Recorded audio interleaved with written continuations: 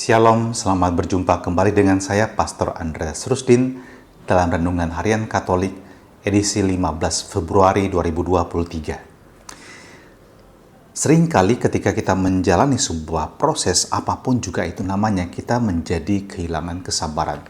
Kita pengen semuanya cepat bisa selesai dan kita cepat berhasil. Waktu kita studi pun demikian, kita pengen studi tersebut dapat cepat berakhir. Waktu menyusun karya tulis pun demikian. Waktu Anda memulai pekerjaan pun mungkin Anda pengen cepat berhasil dan mendapatkan promosi, posisi yang baik, dan gaji tentu yang Anda inginkan. Seringkali demikianlah manusia. Kesabaran demi kesabaran dibutuhkan untuk memperoleh sesuatu yang didambakan.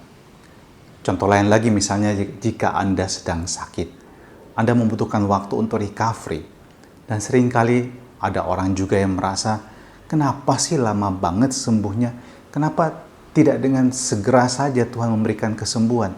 Maka kadang-kadang kita mencari proses penyembuhan yang cepat dan pengen cepat. Padahal kemudian kita merasa kemudian kecewa, putus asa.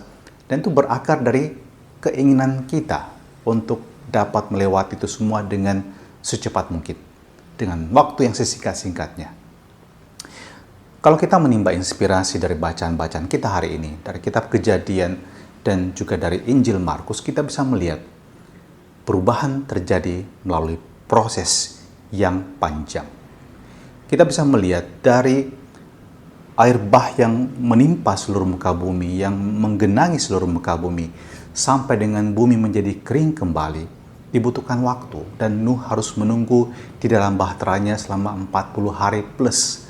Sebab setelah 40 hari dia membuka tingkap bahteranya dan kemudian mengirim burung gagak dan burung merpati yang terbang bolak-balik sampai Nuh yakin bahwa bumi memang telah kering.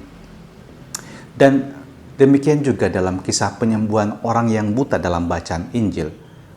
Sang orang buta ini pun mengalami kesembuhan melalui proses. Pertama, Yesus menariknya dahulu keluar dari kerumunan dan kemudian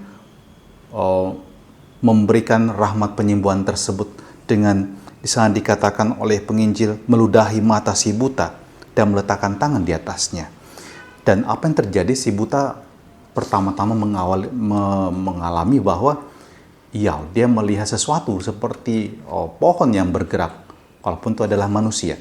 Dan pada tahap berikutnya kemudian barulah dia mengalami kesembuhan total. Dan kita lihat bagaimana penyembuhan yang dibuat oleh Yesus juga melalui proses. Saudara-saudariku, saya tidak tahu apa yang menjadi pergumulan hidup kita. Mungkin kita juga mengalami kesulitan yang berat dalam hidup ini. Mungkin kita mengalami rasa sakit. Kita mengalami mungkin kekecewaan yang berat. Kita mengalami mungkin kehilangan kepercayaan.